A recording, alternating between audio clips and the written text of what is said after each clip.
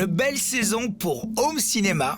Pour cette dernière rencontre, j'ai le grand plaisir de recevoir le comédien-réalisateur Jérémy Régnier, aujourd'hui à un tournant de sa carrière. Au moment où sort sur les écrans d'Un monde à l'autre, le documentaire intime consacré à son aventure au pôle Nord, il revient sur le drame personnel qui en est à l'origine, la perte brutale de son ami Gaspard Ulliel, qui a tout remis en question. En évoquant son incroyable parcours, 30 ans de carrière déjà, il se livre comme jamais. On y va ? Allez hop, Home Cinéma, c'est parti. Jérémy Régnier, bonjour. Bonjour. Je suis ravi, Jérémy, de te recevoir dans cette émission pour une émission longue où on va parcourir un peu ta carrière. Plus de 50 films quand même. Tu as réalisé aussi un film il y a quelques années avec ton frère Yannick, Carnivore, et aujourd'hui tu reviens avec un documentaire qui s'appelle D'un monde à l'autre, documentaire que tu as fait récemment dans des conditions extrêmes, on va en parler.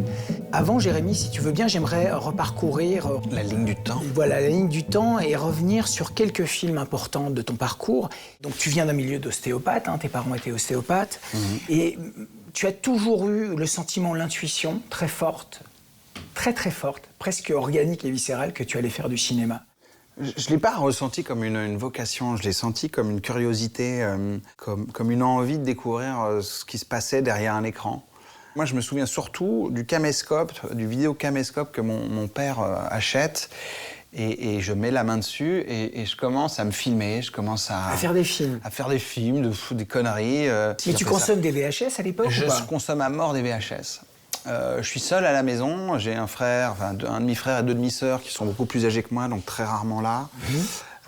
Donc je suis seul à m'inventer des histoires et dès que je suis malade, je pioche dans la vidéothèque de mon père qu'il a construit comme ça, en enregistrant un peu tout et n'importe quoi. Je crois que l'odeur de la papaye verte, je l'ai découvert comme ça. Plein de petits trucs que mon père m'a jamais poussé à découvrir, donc je me suis vraiment fait tout seul. J'observe, c'est que sans arrêt, dès qu'il y a un casting qui s'organise, tu y vas. Ouais, bah à l'époque, il y en avait très peu. En tout cas, moi, j'avais des castings pour les on gamins. parle d'une époque où le cinéma belge, il n'y a pratiquement rien. Non, il y avait très peu de production, donc c'est vrai que je faisais un casting. C'était Gerda Didens qui s'occupait des castings. Oui, je m'en souviens bien. Et qui m'appelait de temps en temps, qui appelait mes parents. Oui, alors, voilà, il y a peut-être un petit truc pour Jérémy. J'aimerais que tu me parles un petit peu de La Promesse. Comment tu arrives sur ce projet ? À quel moment tu te confrontes véritablement à ton idée de cinéma et à l'idée des Dardennes, qui ne sont pas encore les Dardennes célébrées aux 2 Palmes d'Or ? Comment tu vis en fait moi, je vivais à travers Belmondo avec L'Homme de Rio, je travaillais James Bond. Enfin, tu vois, j'avais des rêves bien sûr de gamin qui découvrent le cinéma. J'ai 14 ans. Pour moi, le cinéma, c'est des décors en carton-pâte, une épée, un laser de Star Wars. Enfin voilà, j'avais ce fantasme bien sûr là.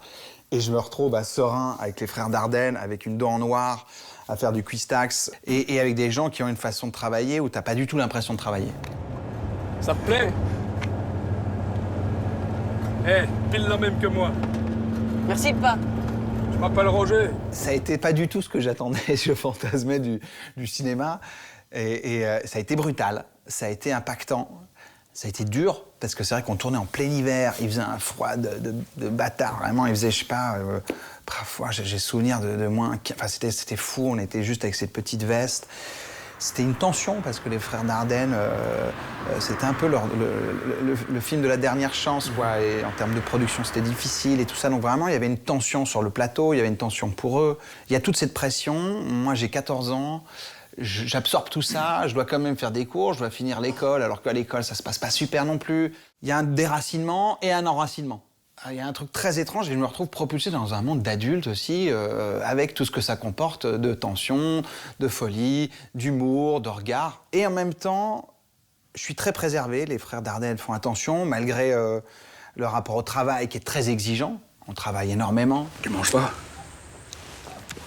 Non, j'ai pas faim. Soir. Où tu vas ? Ouais, je vais réparer le go-kart. J'en ai un souvenir particulier, très jouissif, de jouer avec Olivier Gourmet, c'était génial. J'avais vraiment l'impression de construire une famille.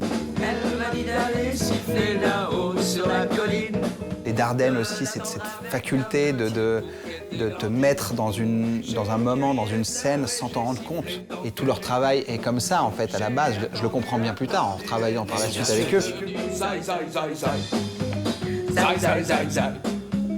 Zai, zai, zai, zai. Moi, je suis totalement novice, donc je découvre quelque chose que je ne connais pas d'une manière très particulière. Et donc, j'ai ces sensations de découvrir quelque chose tout en étant un petit peu volé de quelque chose aussi. Parce que je me rends pas compte de ce qui est tourné, de ce que tu perds, de ce que je joue, de ce que je donne. Ouais. Parce qu'on donne toujours à travers un rôle, quoi.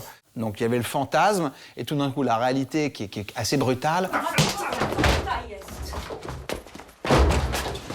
J'ai tout de suite un agent, on va à Cannes, etc. Mais très vite, je dis à cet agent-là, Michel Feller, à l'époque, chez Armédia, je lui dis, moi, j'ai 15 ans, je veux continuer trado, je veux aller à l'école. Voilà, je sens profondément, je me dis, j'ai encore quelque chose à faire avant de basculer dans ce monde-là. Igor répond. Igor, nom de Dieu. Reviens, Igor. Puisqu'on parle des frères Dardenne, j'aimerais parler d'un film que j'ai revu des Dardennes qui est Lorna. Le silence de Lorna, c'est hallucinant ce que tu arrives à faire sur ce film. Tu interprètes ce Claudie, cette espèce de pauvre toxico qui n'a aucune fierté, qui est vraiment le type qui... Enfin, c'est incroyable ce que tu lui donnes corps et chair. Claudie? La police est où? Il n'y en a pas. Je me sentais pas bien et je voulais te voir. Sors de mon lit. Je croyais que je pouvais. Dessus, mais pas dedans. Sors. Regarde ce que tu fais, merde. Excuse-moi. Lorna se fait en 2008, donc on est presque 10 ans, même plus, 15 ans plus tard que La Promesse. Il y a eu Le Pacte des loups, il y a eu Le Pornographe, il y a eu L'Enfant, qui est aussi un film incroyable, hein, que j'ai revu, bien sûr, où ta prestation est dingue. Mais dans Lorna, il y a cette dimension physique. Et moi, j'ai toujours l'impression que c'est une porte d'entrée, un accès pour toi de construire tes personnages. Comme j'ai pas de formation théâtrale sur le texte, des choses comme ça, c'est vrai que très vite, le corps est devenu un outil pour moi. Je me suis dit, OK, j'ai ce corps-là, comment le malaxer, comment l'utiliser pour trouver une porte d'entrée, pour glisser à l'intérieur d'un personnage. Ça peut être des détails, ça peut être violent comme Le silence de Lorna, où j'avais perdu, je crois, 20 kilos, un truc comme ça. Tu faisais un truc à la Christian Bale dans The Machinist. Ouais, lui, il est encore à une étape, mais... Tu bouffais avec des pommes, tu faisais quoi? Je bouffais, je bouffais rien. J'ai découvert ce que c'était la faim. J'ai découvert ce que c'était d'avoir des bleus au cul quand tu vas sur les chiottes, parce que t'as plus rien, t'as plus de muscles, t'as plus de graisse. Il y a des scènes vraiment extraordinaires dans Lorna où tu es à genoux face à Lorna, où tu pleures, tu quémantes. Ça part comment? Ça part du corps ou de la fragilité du corps? Il y a plein de choses. Il y a comment t'es rentré dans ce personnage. Avec les frères Dardenne, c'est quand même un luxe inouï parce que tout est créé. Il y a une cellule qui est créée en amont pour plonger tout doucement dans les méandres de ton personnage. Ils t'ont demandé de perdre du poids comme ça? Oui, ils m'ont demandé, mais pas autant. Après, je suis parti, moi, dans un délire. Et puis, en fait, c'est pas ça. Je me suis dit, tiens, je perds du poids, ça se voit pas. Tant qu'à faire, il faut y aller parce que c'est la même privation. Donc, autant y aller vraiment. Je trouve que c'est une porte d'entrée, en tout cas pour moi, pour débrider tout, pour lâcher, pour ne pas avoir peur d'ouvrir, en fait, mes tripes et les déverser sur le sol, quoi. Et là, Silence de Lorna, c'est drôle parce que cette séquence où je hurle, etc., je crois que c'est le plus long plan séquence. Et d'habitude, les frères Dardenne, on répète beaucoup et surtout, on la refait, on peut la refaire 40 fois parfois. Et là, la première était bonne. La toute première était bonne. Et même eux, ils étaient un peu emmerdés. Ils se sont dit, bon, on fait quoi? Lorna, aide-moi! Aide-moi! Aide-moi! Je reviens 2 secondes à La Promesse. Après La Promesse, tu es jeune, hein, t'as 14-15 ans. Tu prends quelques années, en fait, avant de faire autre chose. Il y a le film de Ozon, qui est son 2e film, hein, je crois, après Sitcom, Les Amants criminels, où là, tu partages l'affiche dans un film qui est complètement... Barjot. Complètement Barjot avec Natacha Régnier. J'aimerais savoir comment tu traverses ce tournage-là, qui t'emmène ensuite au tournage de Bonello, Le Pornographe, et dans le même instant, pratiquement, Le Pacte des loups, qui est vraiment l'antithèse. Le Pacte des loups, à l'époque, c'est vraiment le gros machin énorme, ouais. Que tous les acteurs veulent en faire partie.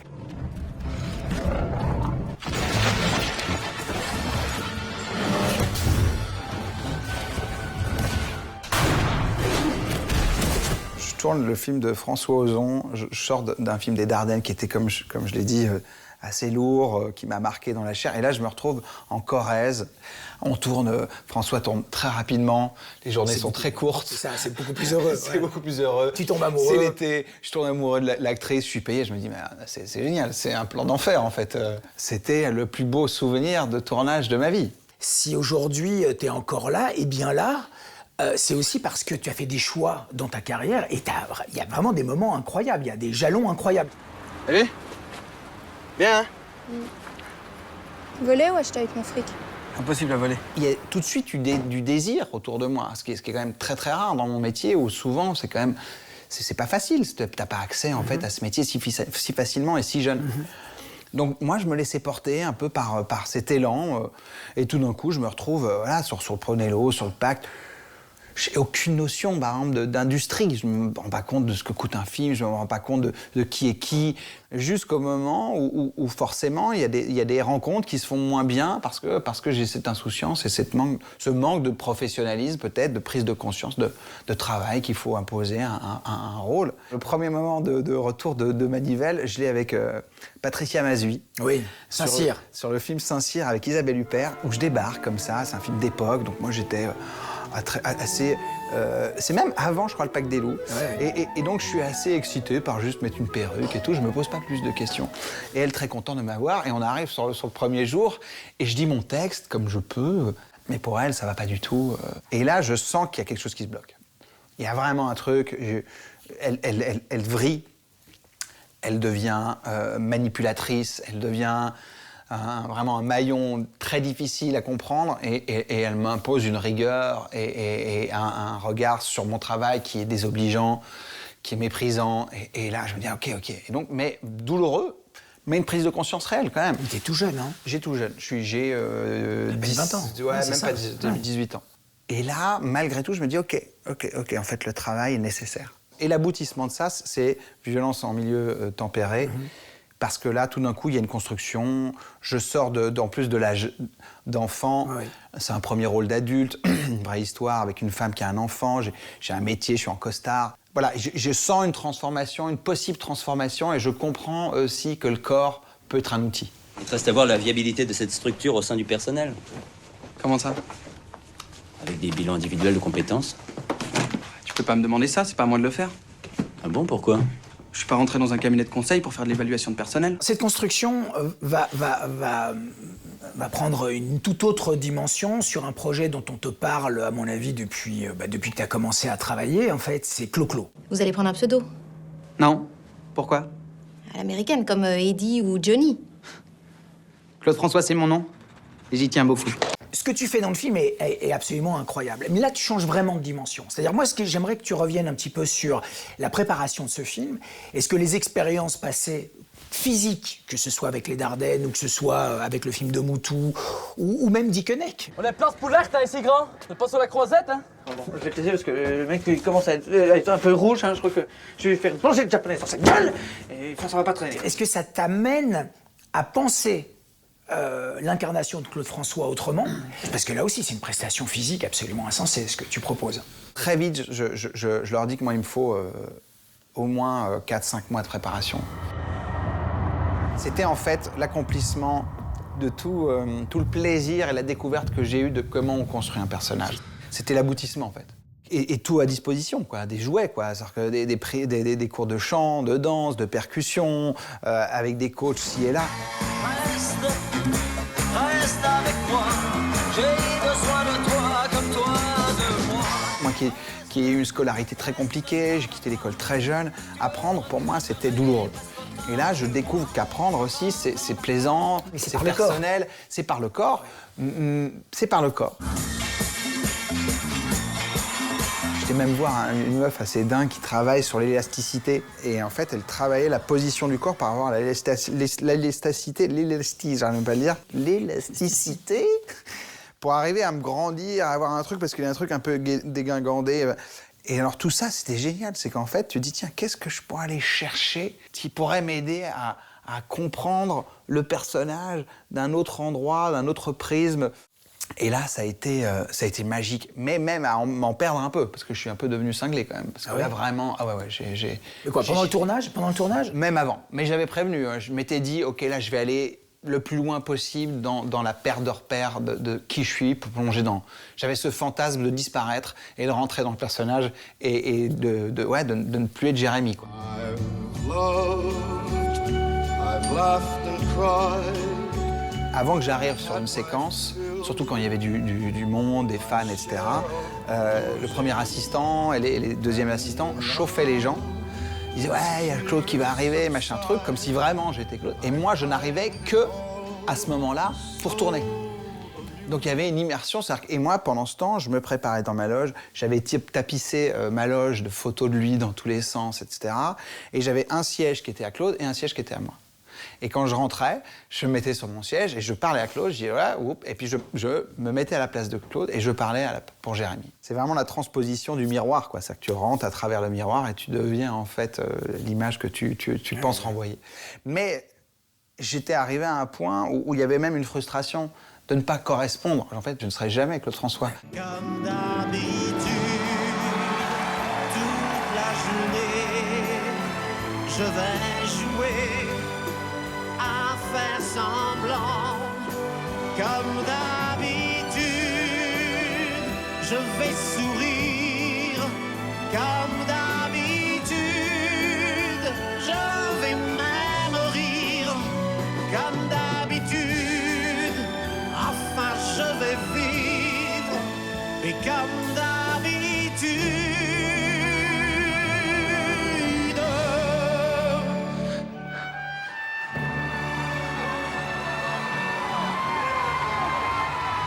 Il y a un film qui va nous permettre de faire le pont et le lien avec ce qui nous occupe aujourd'hui, en tout cas dans ton actualité. C'est donc de nouveau ton documentaire très très beau, magnifique, D'un monde à l'autre, qui est le film de Bonello, qui est Saint-Laurent, qui pour moi est le chef-d'œuvre de Bonello.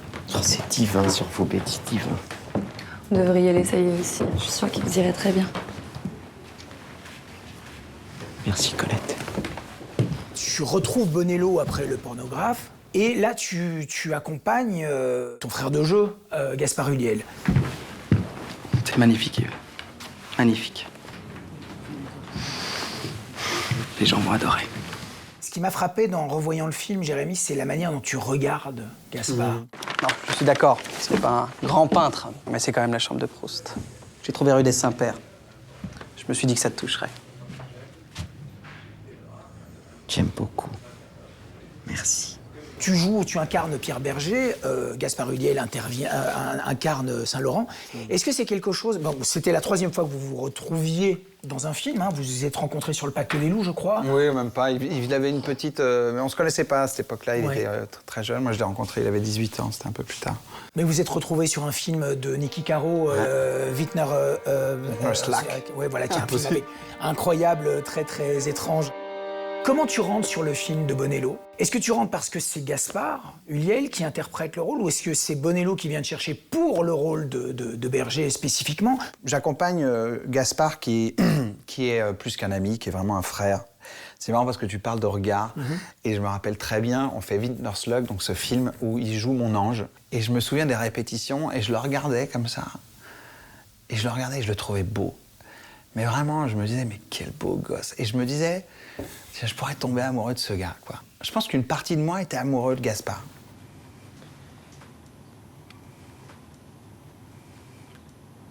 Et après, en fait, quand le film de Saint-Laurent est arrivé, Bertrand me propose le rôle, me dit, écoute, par contre, j'aimerais bien te mettre en costume pour voir comment l'alchimie se passe avec Gaspard. Et on fait une séquence tous les deux. Et moi, je me dis, je vais pas jouer, je vais juste le regarder. Yves, qu'est-ce que tu fais exactement? Tu veux un scandale, c'est ça? Oui. Et en fait, tout ce projet, pour moi, c'était de regarder, pas Saint-Laurent, mais de regarder Gaspard.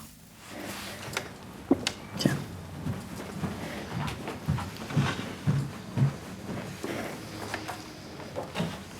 Yves, le défilé approche. On n'a rien pour commencer à travailler. Oui, je sais. Ça a été magnifique parce qu'il traversait, comme on traverse toujours dans nos carrières, des moments un peu plus douloureux, où il y a moins de projets, c'est moins facile. Et je suis convaincu que ce sera un film important pour lui, il le vit comme ça, et de l'accompagner et de le regarder éclore, et d'être en première loge de ça, c'était... il est extraordinaire dans le film, extraordinaire. Plus qu'extraordinaire.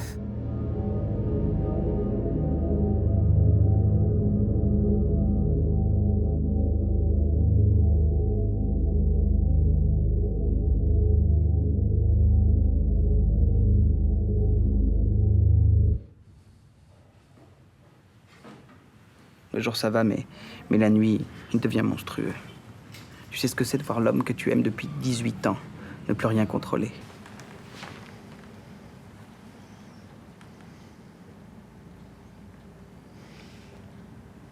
Il y a un événement terrible qui va arriver en 2020, c'est la mort de Gaspard Ulliel. C'est quelque chose qui t'arrête. Il y a une volonté de prendre une distance par rapport au métier, par rapport au cinéma. Tu tournes beaucoup moins, c'est assez flagrant dans ta filmographie. Il y a vraiment un trou de 2-3 ans. Et tu reviens aujourd'hui, quelques années plus tard, avec un documentaire. Un matin, mon téléphone a sonné. J'ai décroché. Et le monde s'est écroulé. Tu étais parti. Toi, mon meilleur ami. J'ai l'impression que tu incarnes véritablement le deuil, que tu veux t'en débarrasser dans une région absolument hostile, terrible, la pire que tu aies pu trouver, où il fait -60. J'aimerais savoir comment tu articules ce documentaire à partir du moment où tu apprends la catastrophe et le drame autour de Gaspard Ulliel. Tout est venu au même moment, s'entrechoquer, quoi. Et cette perte, elle n'était pas possible pour moi. Elle était inconcevable, comme beaucoup de gens qui perdent des gens comme ça aussi brutalement. C'était pas possible qu'il parte comme ça sans que je puisse lui dire au revoir. Enfin, c'était beaucoup trop douloureux et c'est venu heurter quelque chose profondément en moi qui a fait scission, qui a brisé quelque chose et un besoin d'arrêt, de silence violent. Oh, le silence, mec. Ça fait tellement du bien.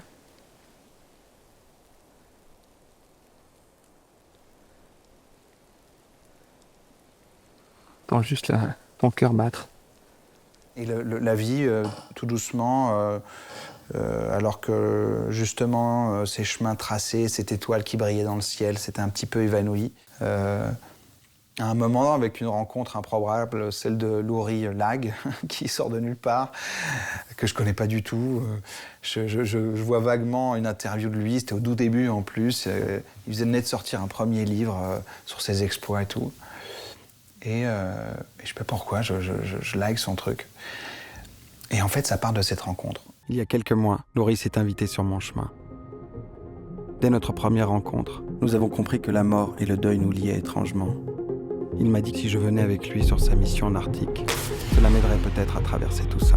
Cette rencontre recrée une petite étincelle. Mais qu'est-ce qui te fascine? Qu'est-ce qui se passe avec Loury Lag? Alors déjà, j'avais plus envie de parler de moi, j'avais pas envie de me mettre en lumière et j'avais envie de rencontrer. Et ce mec est arrivé à ce moment-là. Je suis touché par le bonhomme. Je me dis, tiens, c'est comment il parle de la nature et tout. Moi, j'étais aussi en pleine remise en question et sur mon regard sur l'écologie, sur le vivant. Et là, je me permets de lui écrire ce que je traverse. Et tu l'as jamais rencontré? Jamais. Et je me permets de lui écrire, voilà, un mail avec tout ce que... Mais aussi mon regard sur la nature, ce que j'ai déjà fait, des ascensions, etc. Et je finis ce message en lui disant, je ne sais pas pour quelle raison, mais je pense qu'on a quelque chose à faire ensemble. Le temps passe.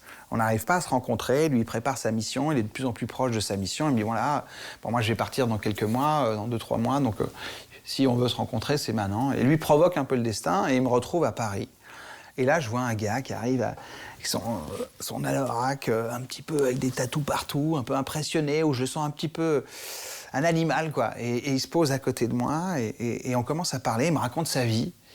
Je suis complètement fasciné par le gars. Il me raconte son adolescence, son rapport à la violence, son rapport à son père. Il me raconte tout d'un coup qu'il avait eu du mal à répondre à ma lettre parce que lui est en train de perdre son papa d'un cancer.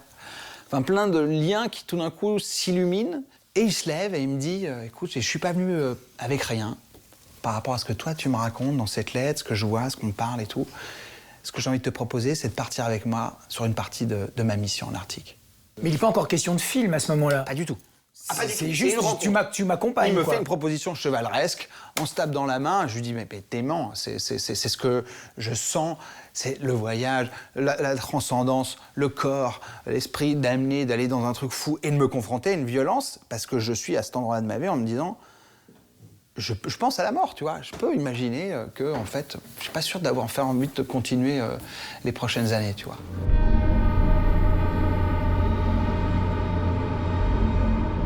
Je suis en train de suivre un gars qui est prêt à mourir, alors que je viens de perdre mon meilleur ami.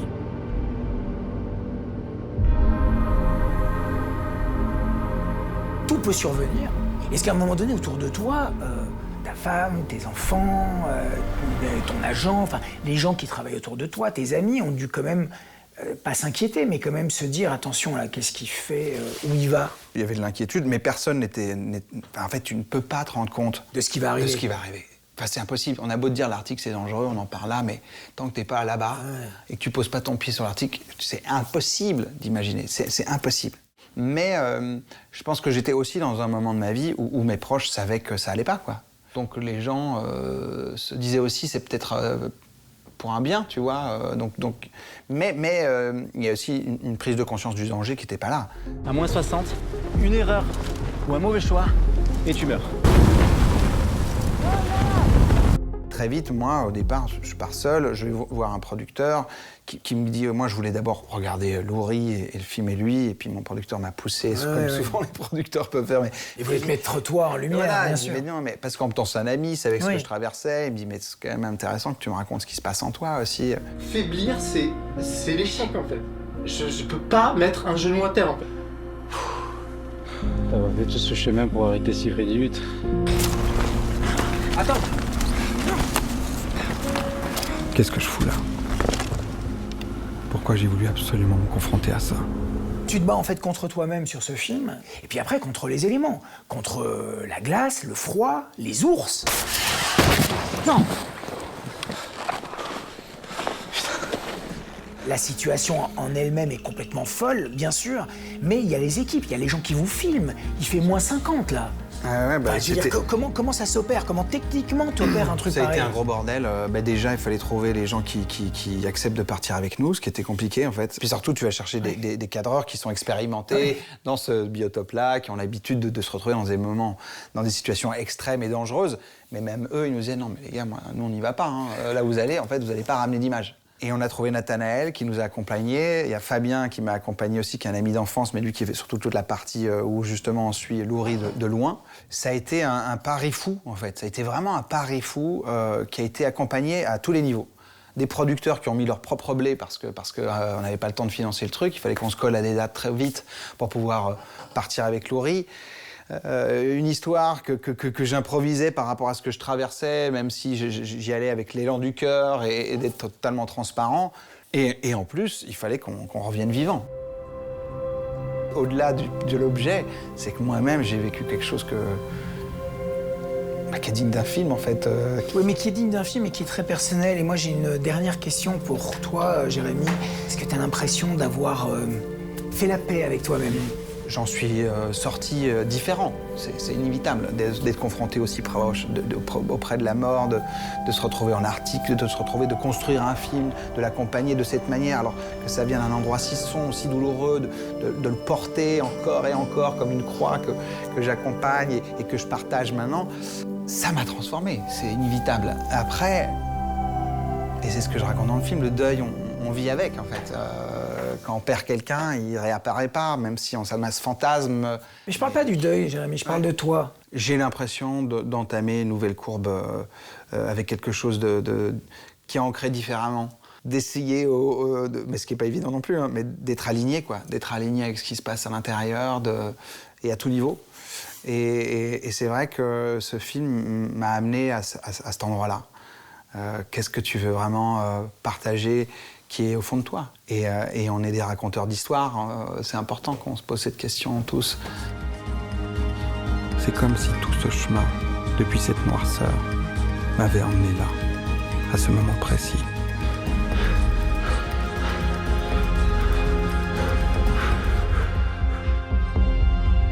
Je te remercie beaucoup, Jérémy. C'était un plaisir.